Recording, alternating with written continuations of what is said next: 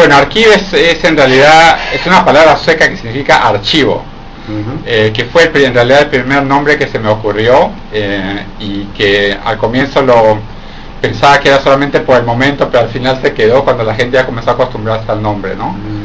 La idea surge en realidad, yo me fui al Perú el año 85 a Suecia. Entonces en esas épocas, bueno, me fui a estudiar a Suecia. En esas épocas no existía ni el internet, ni la televisión por cable, entonces había muy pocas noticias del Perú. Las únicas referencias en realidad de que existían allá eran tus propios recuerdos, ¿no? Y los recuerdos de tus amigos peruanos allá, ¿no? Entonces, en estas circunstancias, bueno, cada vez que nos reuníamos, las anécdotas estaban a la orden del día, ¿no? Lo recordábamos de los programas infantiles que veíamos de chicos, los comerciales, los dulces, el tío rico, ¿no? Hablábamos de futbolistas olvidados como Pichicho Benavides o Piticlí Palacios, ¿no? Entonces, todos esos recuerdos estaban ahí, y bueno, me pareció que sería una buena idea crear un foro donde los peruanos, sobre todo en el exterior, puedan compartir sus recuerdos, ¿no? De ahí nació la idea. Luego, cuando regresé al Perú después de 10 años, me di cuenta que muchas cosas habían cambiado. Entonces, todos esos referentes culturales que yo tenía cuando me veía 10 años atrás, muchos estaban olvidados, la gente hablaba diferente, las jergas eran distintas, y también me pareció una buena oportunidad para poder rescatar todo eso, ¿no?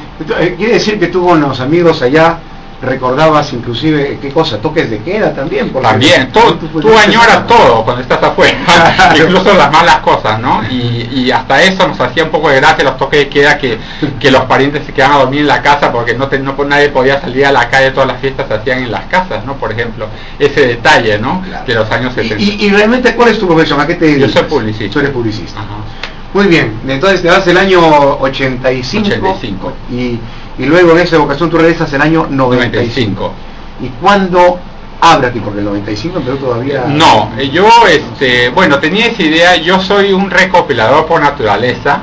Yo creo que todos los niños que crecimos en esa generación en los 60 y 70 tenemos muchas esas costumbres, ¿no? De juntar figuritas, de coleccionar discos, álbumes, ¿no? Juguetes. Entonces yo creo que uno un poco lo lleva a eso dentro. Todos creo que hemos tenido alguna forma de colección de niños, sí, ¿no? Sí, claro. Yo coleccionaba cómics, por ejemplo, tenía cantidad de revistas de deportes, Ovación, coleccionaba también. Entonces yo a partir de ahí, ¿no? Lo que todavía quedaba, que mis padres todavía no los habían tirado, ¿no? Como basura, comencé a usar eso y recopilar cosas, ¿no? Y comencé a crear una lista de recuerdos, que así empezó la página, como una lista de recuerdos, ¿no?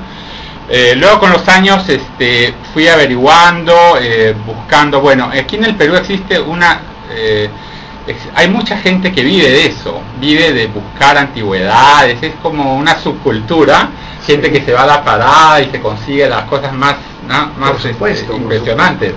Y así me fui contactando con gente de que vivía de eso, ¿no? Comencé a comprar revistas, antigüedades, y bueno, conseguí muy buenas cosas, incluso cuando la página creció más y tenía su público, incluso gente del espectáculo que le parecía una buena idea me enviaba, ¿no? Material, fotos, oye mira, yo estuve en este programa, lo puedes publicar y cosas así, ¿no?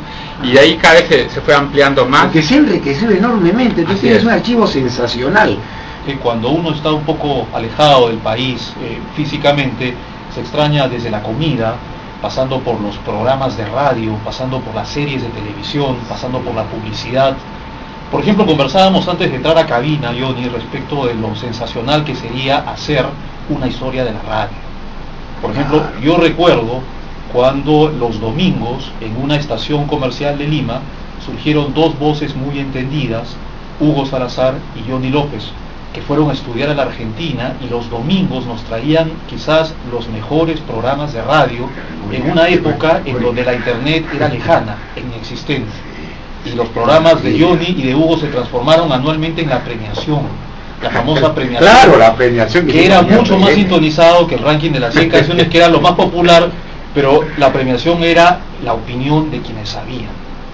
Y esto realmente... Qué lindo recuerdo. No, sí, realmente es muy grato estar contar un momento así un poquito antes me he trasladado a la cabina estando con mi amigo querido el cabezón Hugo Salazar. Pero también cuando hemos estado escuchando al inicio el Ultra 7, ¿no? Ese tema es tema de una serie que se transmitía, como bien decías. Claro, era la primera vez que se programó Ultra 7. Ajá. Iba a las 7 por Canal 7. Y recuerdo que la voz del señor Carrasco, que fue locutor aquí en Radio Nacional, decía Ultra 7 a las 7 por Canal 7.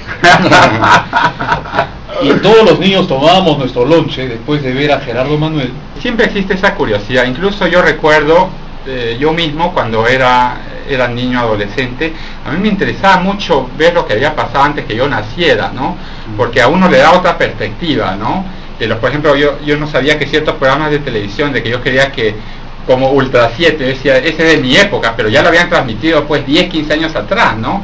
Entonces es como una forma de ver la historia también, ¿no? Yo creo que para los jóvenes también que visitan ahí es muy popular por lo mismo, ¿no? Les interesa saber la historia de los medios de comunicación o de la cultura popular, ¿no? ¿Y cómo llega Gregorio Maroto ahí? ¿Buscando así, navegando, llegas aquí? Por supuesto, me ha animado también la cultura de la conservación y del recuerdo de aquellas cosas populares. Y en una ocasión ingresé a un buscador universal que es el Google, y encontré la página Archive, que por aquella época no era un blog, era simplemente una página, y encontré la famosa lista. Y repasando la lista, creo que iba por el 7º número, me comencé a dar cuenta que habían algunas cosas que posiblemente no eran tan precisas.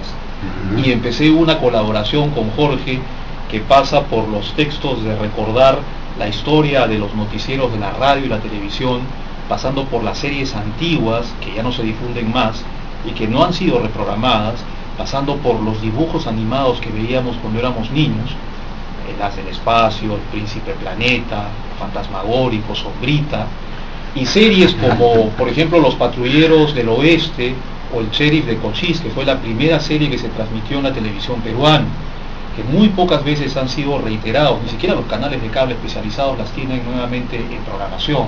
Y ahí empezó una relación epistolar que se trasladó a una colaboración muy intensa. No es solamente los peruanos que están en extranjero, lógicamente cuando estás en extranjero los recuerdos son más intensos, ¿no?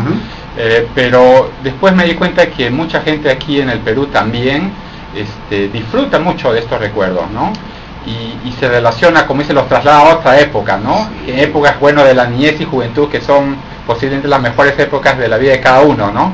Y pues muchas de estos datos no están documentados. Entonces, un poco esta es la misión también, no solamente de tener una página de entretenimiento, ¿no?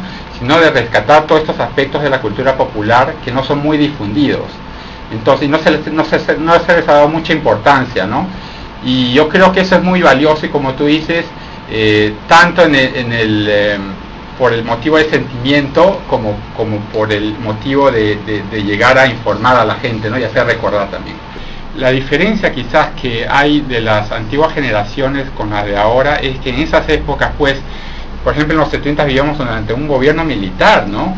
Entonces teníamos 3 canales de televisión, entonces los niños casi todos veían los mismos programas. Sí o sí, ¿no? Y escuchaban los mismos programas de radio también, entonces teníamos esa relación que más o menos veíamos y escuchábamos lo mismo y leíamos lo mismo, ¿no?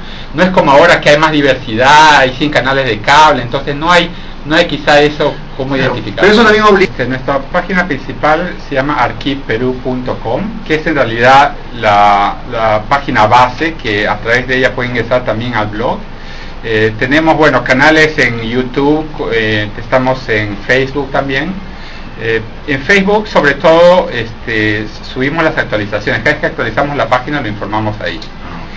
Pero lo que es... por el momento es el blog el que está más activo, y la página la voy a volver a actualizar pronto también.